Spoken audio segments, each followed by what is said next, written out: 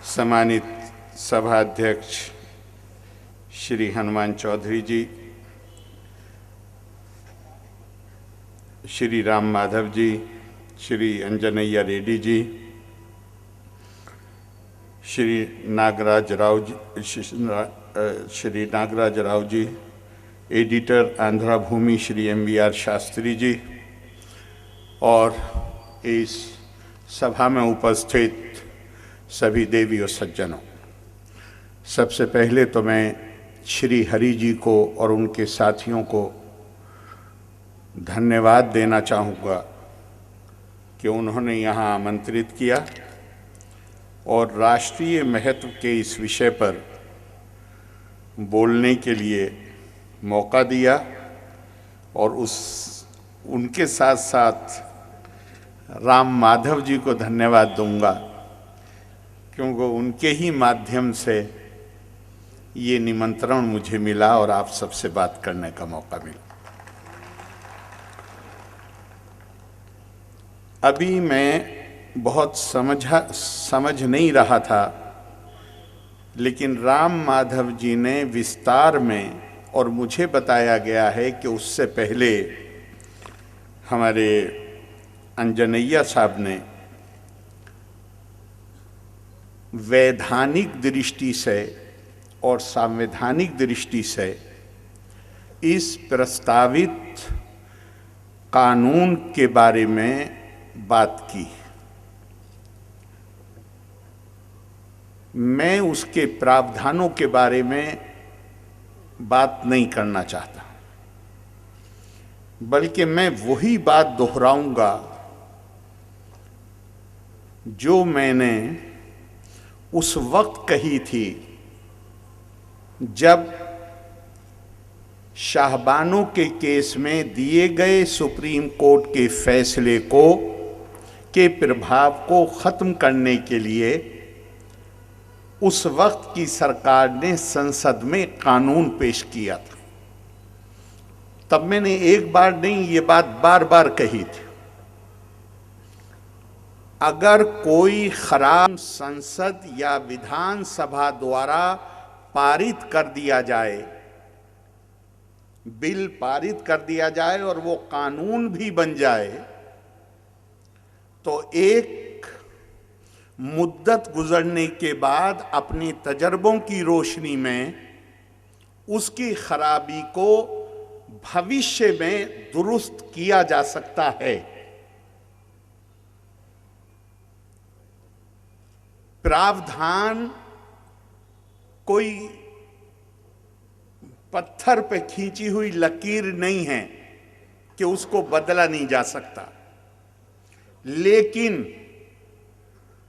किसी कानून को बनाते वक्त उसके कारणों और उसके बारे में जो बात की जाती है, उसके नतीजे में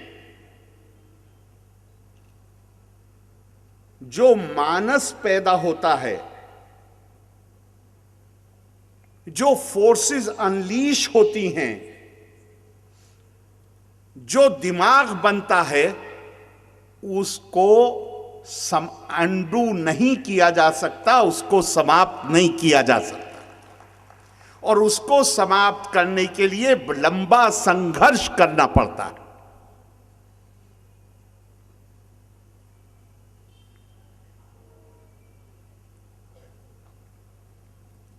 मेजॉरिटी माइनॉरिटी, मैं कहता हूं मुझे संविधान का कोई एक प्रावधान बता दीजिए जिसमें यह बताया गया हो कि भारत में रहने वाले ये लोग मेजॉरिटी कम्युनिटी हैं और ये लोग माइनॉरिटी कम्युनिटी। एक प्रावधान बताइए कोई।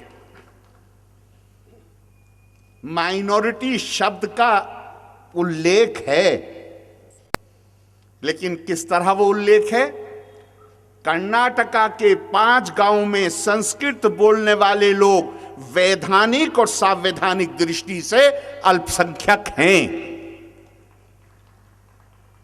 हिंदी बोलने वाले, मैं गलत जगह कह रहा हूं, शायद हैदराबाद नहीं कहना चाहिए, लेकिन हिंदी बोलने वाले अगर तमिलनाडु और केरला में हैं तो वो अल्पसंख्यक हैं,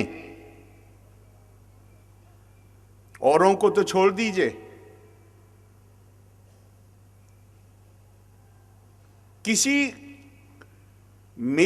मैं इस तरह देखता हूं कि संविधान के उन 2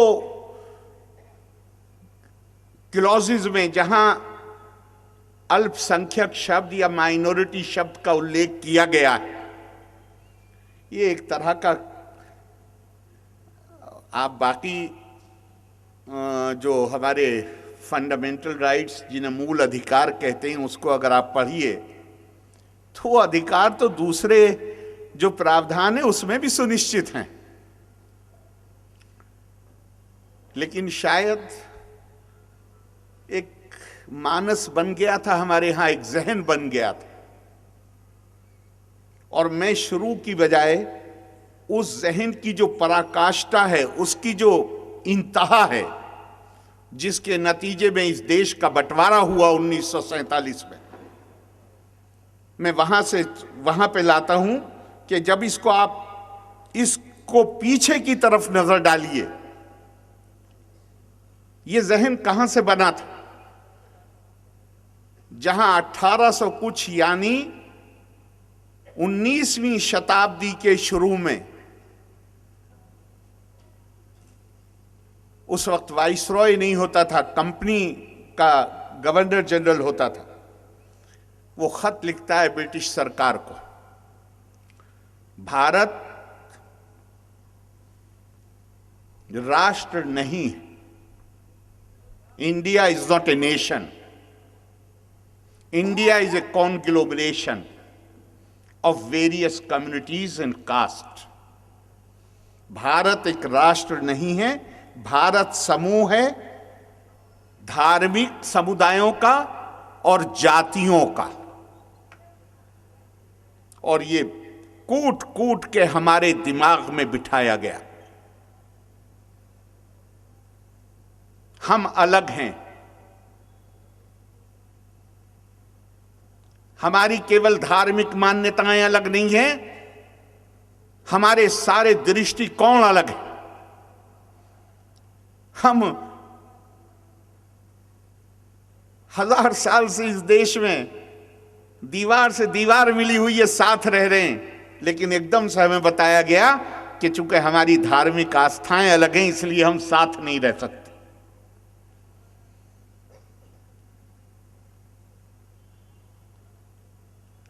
उन्नीस 1906 में एक डेपुटेशन शिमला गया लॉर्ड मिंटो के पास,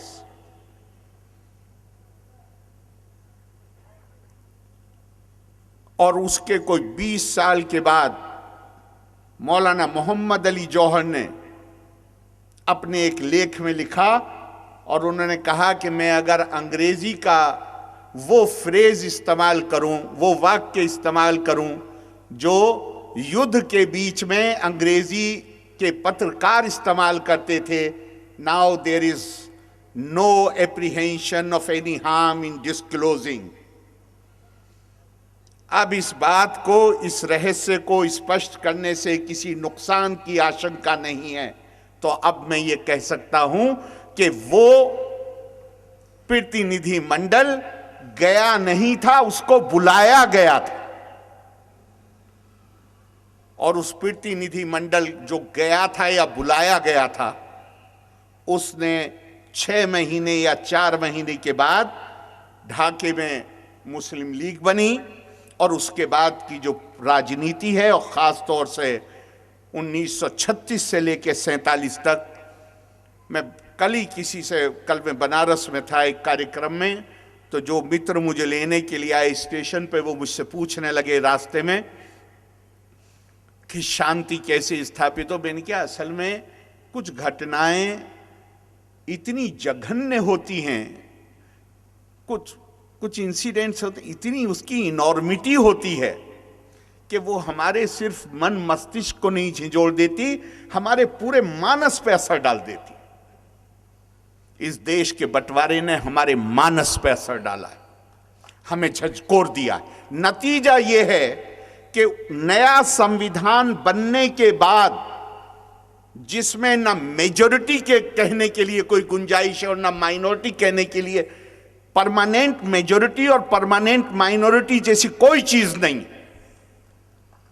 माइनॉरिटी स्वामी विवेकानंद के द्वारा स्थापित रामाकृष्णा मिशन, उनके जो शिक्षण संस्थाएं, उन्होंने भी माइनॉरिटी राइट एक स्टेज पर क्लेम किया, इसलिए कि उसमें डिफाइंड नहीं है।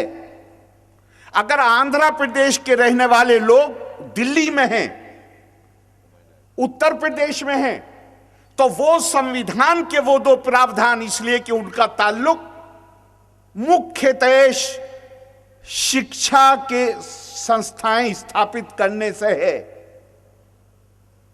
वो आंध्र प्रदेश के कुछ लोग अगर मानिए उत्तर प्रदेश के किसी शहर में रह रहे हैं, दिल्ली में तो आंध्र सोसाइटी है, वो बड़ी, उनका पूरा अधिकार है कि वो संविधान के आर्टिकल 29 और 30 के तहत अगर अपना कोई ऐसी संस्था स्थापित करना चाहते हैं जो शिक्षा की संस्था हो, उनको पूरा हक हासिल है कि वो उसको उसमें अपने आप को रजिस्टर करा सकते हैं।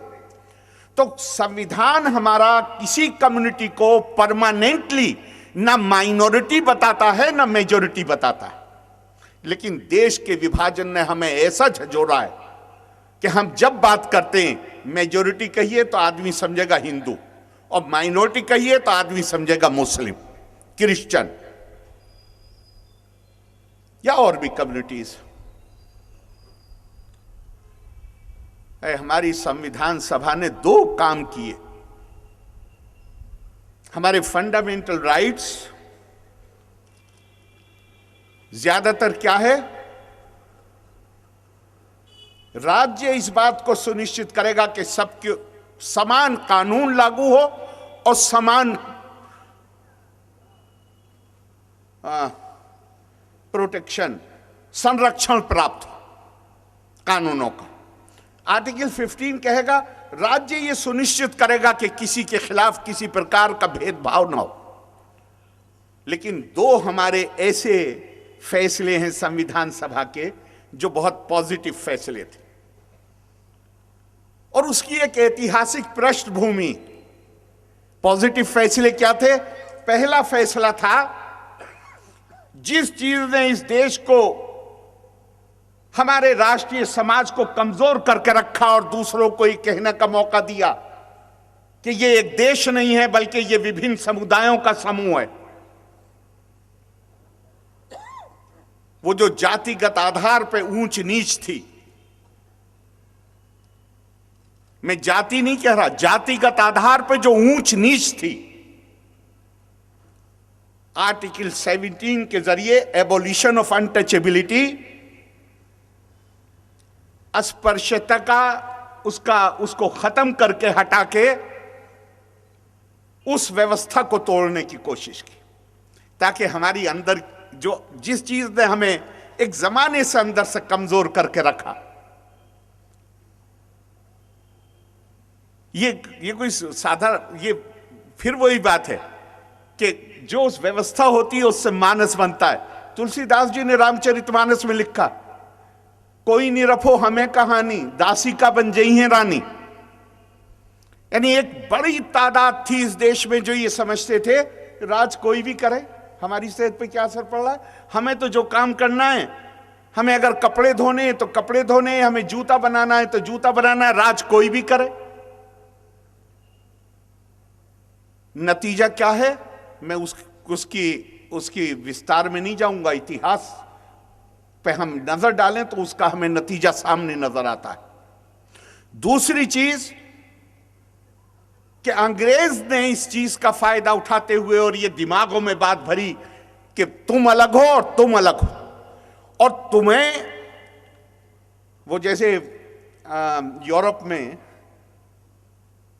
एक जमाने में सोशलिज्म बहुत पॉपुलर था, बहुत लोकप्रिय था समाजवाद, तो वहां किसी ने लिखा कि सोशलिज्म का मतलब है सोशलिस्ट लीडर्स को समाजवादी राजनेताओं के बारे में उनको उनके बारे में बताते हुए लिखा कि they are the ones who collect money from the rich, they collect their votes from the poor, promising to each section that they will protect one from the other. तो बिल्कुल ठीक इसी तरह उसने कहा तुम्हारी धार्मिक आस्थाएं अलग हैं, तुम्हारे एक दूसरे के से तुम्हारे ही टकराते हैं। एक को कहा हम तुम्हारे अधिकारों की रक्षा करेंगे, दूसरे को कहा तुम्हारे अधिकारों की रक्षा करेंगे, कुछ को इधर लगा दिया, कुछ को इधर लगा दिया, और इतना ज्यादा कर दिया जैसे मैंने पहले कहा कि 1906 से लेके वो राजनीति शुरू हुई, 1935 आते आते जोर पकड़ गई और 1947 में इस देश का बंटवारा हो गया। और वो चीज हमारे मानस पे आज तक, सब कितनी देर बोल रहा मुझे नहीं, फिर भी नहीं साहब ज्यादा कहूं, कब से बैठे हैं लोग जी। सॉरी, आप लोग खाना भी तो खाना होगा घर का। मैं माफी चाहता हूं, मेरी बस में नहीं था, फ्लाइट लेट हो गई। तो उसने, और वो ऐसा जघन्य घटना नहीं, अपराध हुआ है ये देश में। तो ऐसी, जिसे अंग्रेजी में कहते हैं रेजिलियंस है। बंटवारा कोई छोटी मोटी चीज नहीं होती। तो भले ही सामने से उसके जो प्रभाव हैं वो खत्म हो गए हों, लेकिन उसने हमें झंझोर दिया, हमारे मन मस्तिष्क पर उसका असर आया है। और नतीजा ये है कि 1800 कुछ से लेकर 1947 तक का जो अंग्रेज का अभियान था और कोशिश थी, उसके नतीजे में आज हम नहीं, पहले मैं वो बात कह दूं कि दूसरी चीज जो की हमारी संविधान सभा ने, हमारी संविधान सभा निश्चित तौर पे इस राय की थी कि अंग्रेज की उन कोशिशों के बावजूद अगर अंग्रेज ने सेपरेट इलेक्टोरेट, पृथक चुनावी व्यवस्था, जहां एक धार्मिक आस्था के लोग अपने नुमाइंदे चुनेंगे, अपने प्रतिनिधि, और दूसरे जनरल अलग चुने जाएंगे। अगर असल चीज जिसने इस आंदोलन को बंटवारे के कामयाब बनाया वो पृथकवादी चुनावी व्यवस्था थी। और दूसरा काम किया एबोलिशन ऑफ अनटचेबिलिटी के साथ abolition of separate electorate. Abolition of separate electorate जिस दिन हमने किया, हमने बताया कि इस देश का हर नागरिक, उसकी चाहे जो धार्मिक आस्था हो, उसकी चाहे जो भाषा हो, उसका चाहे जो राज्य हो, उसका चाहे जो लिंग हो, वो समान अधिकार प्राप्त नागरिक है इस देश का। हमारी रूल ऑफ लॉ सोसाइटी है, हमारे देश में संविधान है, हमारे यहां कानून है। संविधान और कानून का मतलब होता है one with law is majority.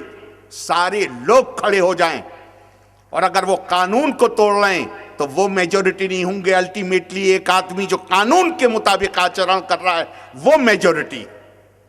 कौन मेजॉरिटी है और कौन माइनॉरिटी है? हम इस देश के नागरिक हैं। हमारी ये बदकिस्मती है और मेरा ये मानना है कि लंबी गुलामी के कारण हमारे दिल में सत्ता के लिए, जो सत्ता पाने की जो चाहत है, सत्ता में बने रहने की जो चाहत है, वो असाधारण। इसी के लंबे समय तक हम गुलाम रहे। तब यह है कि किसी तरह हम सत्ता में हों, और सत्ता में आ गए तो बस बने रहें किसी तरह। नतीजे में हमेशा हमारे लोगों को, राजनीति करने वाले बहुत सारे, मैं हर किसी को नहीं कह रहा हूं, लेकिन बहुत सारे लोगों को लगता है कि वो अंग्रेज का जो तरीका था वही सबसे बढ़िया है, कि एक को कहो कि हम इससे तुम्हारी रक्षा करेंगे, दूसरे को इससे रक्षा करेंगे। और इसके नतीजे में, अरे हमारे देश का संविधान हमें कहता है, हमारे लिए दिशा निर्देश देता है मैंने एक बार एक आर्टिकल लिखा था और मैंने कहा था किसी पार्टी को मैनिफेस्टो लिखने की जरूरत नहीं। क्यों नहीं है? क्योंकि संविधान में एक चैप्टर है, उसका नाम ही है directive principles of state policy. सरकार में जो पार्टियां हैं उनको वो संविधान की शपथ लेते हैं। Directive principles of state policy, संविधान सभा ने कार्यक्रम निश्चित कर दिया था, आने वाली सरकारें इस कार्यक्रम को लागू करेंगी। जिसकी हम शपथ लेते हैं उस कार्यक्रम को तो हम लागू नहीं कर रहे। हर चुनाव के मौके पे एक नया मैनिफेस्टो जारी कर देते हैं जिसे ना खुद पढ़ते हैं ना कोई और पढ़ता है। अरे जिसकी शपथ ले रहे हो, हमारे ऊपर हमारा संविधान हमारे लिए हमें रास्ता बताया, समान नागरिकों के अधिकार समान है, नागरिकों की जिम्मेदारियां समान होनी चाहिए, नागरिकों की ड्यूटीज समान होनी चाहिए, चाहे वो क्रिमिनल लॉ हो चाहे सिविल लॉ हो, वो समान होनी चाहिए। हमने सिविल लॉ तो समान किए नहीं, हमने क्या, हम क्रिमिनल लॉ भी अलग अलग बनाए देते हैं।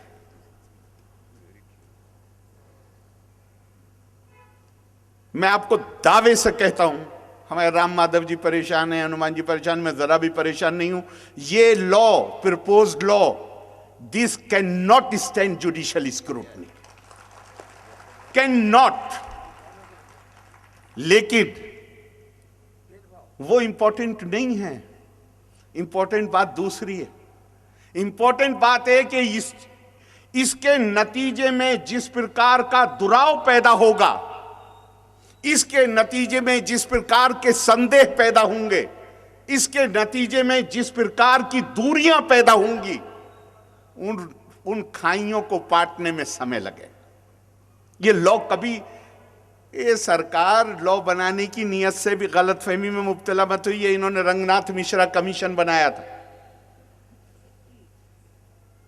पहला कमीशन है जिसकी रिपोर्ट को पार्लियामेंट में रखा गया विदाउट एक्शन टेकिंग रिपोर्ट। क्यों बनाया था? चुनाव के पहले। रिपोर्ट आई चुनाव के बाद, दिलचस्पी खत्म हो गई। अगले चुनाव से पहले यह कर दिया है, चुनाव बाद कोई बात भी नहीं करेगा इसकी। तो वो मुझे परेशान नहीं करता, यूं नहीं करता कि अगर थोड़ी देर के लिए मानिए कानून बन भी जाए,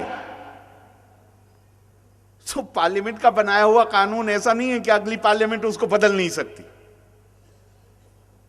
अगर उसमें जो खराबी सामने नजर आ रही है, जो पार्लियामेंट बनाएगी वही कुछ दिन के बाद बदलने के लिए मजबूर हो जाएगी उसको, मुझे इतना सा भी संदेह नहीं। लेकिन वो कानून बनाने की नीयत नहीं है। तो जैसे अंग्रेजी में अगर कहें, this is a squalid vote grabbing exercise by dividing the society. खालिस अपने लोगों को लड़ा के, अरे भाई वोट लीजिए, बिल्कुल लीजिए, कोई वोट की हासिल करने की समर्थ जुटाने की कोशिश कोई गलत काम नहीं है। आदमी अपनी रोजी रोटी कमाने के लिए मेहनत करता है, वो गलत काम नहीं है। लेकिन अगर दूसरे के घर डाका डाल के, दूसरे की हत्या करके अगर वो कमाना चाहता है तो वो गलत है। आप समर्थन जुटाइए, उसमें कोई गलत बात नहीं। लेकिन अगर आप अपने लोगों को लड़ा के उनके बीच में दुराव पैदा कर, और मैं आपको एक मिसाल देता हूं, 1990 में सेंट्रल गवर्नमेंट में कैबिनेट में प्रपोजल आया माइनॉरिटी फाइनेंस कॉरपोरेशन बनाने का। 1990 में बनी, मैं सरकार में था, मुझे आज भी याद है, छपा भी है अखबारों में, मैं कोई रहस्य उद्घाटन नहीं कर रहा हूं। मैंने कैबिनेट की कमेटी थी, उसके सामने ये मामला आया, मैं भी था वहां पर, मेंबर था उसका। मैंने कहा, मैं अपना एतराज दर्ज करना चाहता हूं और मैं चाहता हूं कि मेरी जो डिसेंट है वो नोट कर ली जाए, ताकि कम से कम ये दस्तावेजी सबूत रहे क्यों विरोधी हूं। मैं क्या माइनॉरिटी फाइनेंस कॉरपोरेशन बनाने का, चूंकि जैसा मैंने पहले कहा, एक तो हमारा प्री कंसीव्ड नोशन है, माइनॉरिटी कहा तो माइनॉरिटी का मतलब मुस्लिम्स, माइनॉरिटी का मतलब क्रिश्चियन।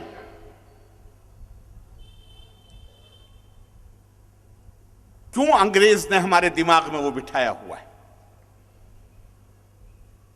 तो मैंने कहा कि निश्चित तौर पे कहीं ना, मैंने प्रधानमंत्री जी की तरफ देख के कहा, मैंने कहा निश्चित तौर पे कहीं ना कहीं आप इस नतीजे पे पहुंचे कि हमारे जो फाइनेंशियल इंस्टीट्यूशंस हैं, हमारी जो वित्तीय संस्थाएं हैं, वो उन लोगों को जिन्हें आप माइनॉरिटी कह रहे हैं, मैंने कहा मुझे तो अगर कोई माइनॉरिटी कह दे तो ऐसे लगता है जैसे गाली दे दी। मैं भारत का समान अधिकार प्राप्त नागरिकों किसी सेंस में भी राम माधव से कम नहीं हूं, ज्यादा नहीं मानता लेकिन कम नहीं हूं किसी सेंस में। लेकिन जिन्हें आप माइनॉरिटी मानते हैं, आपका यह मानना है कि उनके साथ इंसाफ नहीं हो रहा। मैंने कहा लाइए फाइनेंस मिनिस्ट्री मुझे दीजिए, 3 महीने के अंदर बताता हूं इंसाफ कैसे होता है। अरे क्या है, चेयरमैन को बैंकों को बुलाइए, मुझे साल भर की चाहिए, कितनी एप्लीकेशन आई है, मेरी इतनी बड़ी मिनिस्ट्री है, मैं उसमें एग्जामिन नहीं करा सकता कि क्या कोई ऐसी एप्लीकेशन है कि जहां नाइंसाफी हुई है और बगैर सही वजह के लोन देने से इनकार किया गया है? और अगर ऐसे आप 2 केस पकड़ लीजिए, 2 को के खिलाफ कार्रवाई कीजिए 3 महीने के अंदर, देखिए उसके बाद, और उनको टाइम दे दीजिए 6 महीने का। लेकिन आप क्या कर रहे हैं? आप बना रहे हैं माइनॉरिटी फाइनेंस कॉरपोरेशन। आज की तारीख में अगर कोई आदमी ऐसा काम कर भी रहा है जिसे ठीक किया जा सकता है, कल को उसे एक नैतिक समर्थन मिल जाएगा। और जब जिसे आप मैं नहीं कहता माइनॉरिटी, जिसे आप माइनॉरिटी कह रहे हैं, अब जब वो बैंक में जाएगा तो ये उससे कहेगा कि तुम्हारे लिए माइनॉरिटी फाइनेंस कॉरपोरेशन बन गई। और मैंने कहा इस माइनॉरिटी फाइनेंस कॉरपोरेशन के पास रिक्शे तांगे वालों की जरूरत के लायक भी पैसा नहीं होगा। और आमतौर से इस देश में जो गैर मुस्लिम है वो ये समझेंगे कि अच्छा, वित्तीय मामलों में भी इनके लिए अलग से संस्था बनाई जा रही है। तो मैंने कहा जो दुराव आप पैदा करेंगे उसमें उनका फायदा नहीं, नुकसान होगा। लेकिन मैंने कहा मेरी बदकिस्मती यह है कि जिसका नुकसान होने जा रहा है वो ताली बजा रहा है। इसलिए मैंने शाबानों में इस्तीफा देके देख चुका हूं। तो मैंने कहा मैं बाहर जाके नहीं बोलने वाला हूं, लेकिन यहां मैं इंसिस्ट करता हूं कि मेरी राय को नोट किया जाए। और जो मैंने कहा था, 1 महीने पहले बैंकों की रिपोर्ट आई है, पढ़ लीजिए। माइनॉरिटी फाइनेंस कॉरपोरेशन सेंटर की और स्टेट की बनने के बाद जिन्हें सरकारें माइनॉरिटी कहती हैं और आमतौर से माइनॉरिटी समझा जाता है, उन्हें बैंक से मिलने वाले कर्जों में उनके अनुपात में कमी आई। एग्जैक्टली वही हुआ जिसका मैंने डर बताया था कि यह होगा इसके नतीजे। वो उर्दू में बड़ा खूबसूरत सा शेर है, उनका खिरत का नाम जुनू रख दिया, जुनू का खिरत, जो चाहे आपका हुस्ने करिश्मा साज करे। जो अकल की बात है अगर उसी को, जो बेअकली की बात है अगर उसी को अकल बताया जाने लगे तो ठीक है, तजर्बा करके देख लीजिए। आपने वो तजर्बा करके देखा, इसको भी, ये तो होने वाला नहीं है तजर्बा, मैं आपको दावे से कहता हूं, ये तो चुनाव तक की बात है सिर्फ, लेकिन इसे भी तजर्बा करके देख लीजिए। अरे हम कहां ले जाना चाह रहे हैं भारत को, जहां हम ये कहेंगे कि हमारे देश में, अगर मुझे लगता है कि शर्म ना, मेरा ये मानना है, मेरे नजदीक दंगाई सिर्फ दंगाई है, ना हिंदू हो सकता है ना मुसलमान हो सकता है, दंगाई दंगाई, हिंसा करने वाला हिंसा करने वाला है। मेरे नजदीक इसका बिल्कुल महत्व नहीं है कि 10 आदमी मारे गए या 1000 मारे गए या 1 मारे गए। एक मासूम आदमी को अगर कहीं मारा जाता है तो वो इंसानियत की हत्या। अगर हमें लगता है कि ऐसे मजलूमों के साथ इंसाफ नहीं हो पा रहा, तो मुझे बताया गया है कि हमारे, चूंकि अंजनैया साहब आईजी डीजी रहे, मैं भी सरकार में रहने के नाते और होम मिनिस्ट्री के नाते थोड़ा बहुत, और वकील के नाते भी, वकील तो नहीं वकालत पढ़ने के नाते थोड़ा बहुत वाकिफ हूं। हमारे लॉज हैं और अगर लॉज में कोई कमी है, कोई लूप होल्स हैं, तो उनका इंतजाम किया जा सकता है, उन लॉज को स्ट्रेंथिंग किया जा सकता है, उस सिस्टम को स्ट्रेंथिंग किया जा सकता है। लेकिन हम बीमारी का इलाज यहां तो ऐसे है कि वो कोई समस्या आ जाए हमारे यहां एक नया कानून बना दो, अरे भाई पुराने कानून को तो तुम लागू नहीं कर रहे, नया कानून बना दो हर चीज के लिए। ये कानून का जंगल बना दिया, एक दूसरे से कानून टकरा रहे हैं। अगर आपको लगता है उसको स्ट्रेंथिंग कीजिए। और मैं कहता हूं थोड़ी देर के लिए, अभी मैं पूरी बात नहीं समझ पाया, लेकिन राम माधव जी शायद ये कह रहे थे कि एक तरह से जो गवर्नर का अधिकार है कि इंटरनल डिस्टरबेंस, जिसका मतलब है कि स्टेट का जो एडमिनिस्ट्रेशन है that is not being conducted in accordance with the constitutional provision, यही मतलब था ना आपका, वो हक इस कमेटी को दिया जा रहा है। मैं कहता हूं इसमें कौन सी खास बात?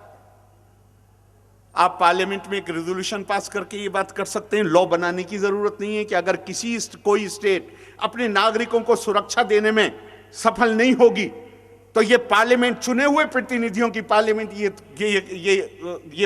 रेजोल्यूशन पास करती है कि उसमें कुछ शर्तें लगाई जा सकती हैं, इसलिए कि वरना तो खास तौर से सरकारें गिराने के ही लिए दंगे कराए जाने लगेंगे, ये भी हो जाएगा। लेकिन कुछ लगाई जा सकती है कि अगर इतने दिन तक कंट्रोल नहीं होता, अगर इनको क्यों एक किसी थाने के एरिया में अगर एक कत्ल होता है तो अंजनी साहब, अगर मुझे सही याद है तो थानेदार की एंट्री होती है अगर वो सॉल्व नहीं हो पाता। तो इसी तरह का पार्लियामेंट एक रेजोल्यूशन कर सकती है, कोई खास बात नहीं। लेकिन ये सब, जैसा मैंने पहले कहा, कि ये इसके लिए नहीं है कि वाकई इंसाफ दिलाने की नीयत, ये इसके लिए है क्योंकि लोगों की समझ में ये आता है कि इंसान की एक कमजोरी है, साइकोलॉजिकल कमजोरी ये है कि वो दोस्ती में अपने घर को आग नहीं लगाता लेकिन दुश्मनी में लगा देता है। तो वो राजनीति करने वाला सोचता है कि दोस्ती मत पैदा कराओ, दुश्मनी पैदा कराओ, फिर ये हमारे समर्थक ज्यादा मजबूत बनेंगे। उसके लिए ये सब हो रहा है। हमने इसके बड़े खराब नतीजे उठाए हैं, लेकिन कम से कम हम ये कह सकते हैं कि हमारे समाज को बांटने वाले, हमारे बीच में दीवारें उठाने वाले वो थे जो 7 समंदर पार से आए थे। उसके नतीजे में हम किस आग और खून के दरिया से हम निकले। इस देश का विभाजन हुआ है, उसने हमारे मन मस्तिष्क को पे असर डाला है। लेकिन आज जब ये काम अपने वोटों से चुने हुए प्रतिनिधि अपनी पार्टियां करने लगें तो ये कितना शर्मनाक है और ये कितना खतरनाक है, इसका सिर्फ अंदाजा कर सकते हैं। मैं आखिर में फिर ये कहते हुए कि अपने ध्यान रखिए, जो लोग अपने इतिहास को याद नहीं, इतिहास सबक हासिल करने के लिए, सीख लेने के लिए, इतिहास अपने आप में बहुत बड़ा स्रोत। और इतिहास उन लोगों को माफ नहीं करता जो इतिहास को याद नहीं रखते। फिर इतिहास अपने आप को दोहराता है और निश्चित तौर पे ये देश उस खूनी इतिहास को दोहराने के लिए तैयार नहीं होगा। हमें अगर अपने समाज में भाईचारा, आप भाईचारे को भी छोड़ दीजिए, भाईचारा तो है ही, हमें अब जो जिसे कहते हैं एकीकृत राष्ट्र, वन नेशन,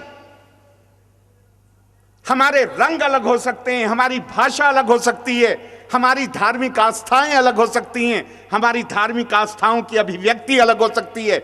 हम हिंदुस्तानी हैं, हम भारतीय हैं, हम एक राष्ट्र हैं और हम इस राष्ट्र को अंदर से टूटने की किसी कोशिश को किसी कीमत पर भी अच्छी नजर से नहीं देख सकते। और ध्यान रखिए, जो देश के लोग अपने राष्ट्रीय दायित्व को चंद लोगों को सौंप देते हैं उन्हें हमेशा मायूसी होती है, और जो उस दायित्व को अपने हाथ में लेते हैं उनकी एकता को, उनकी राष्ट्रीयता को कोई खतरा नहीं पहुंचा सकता।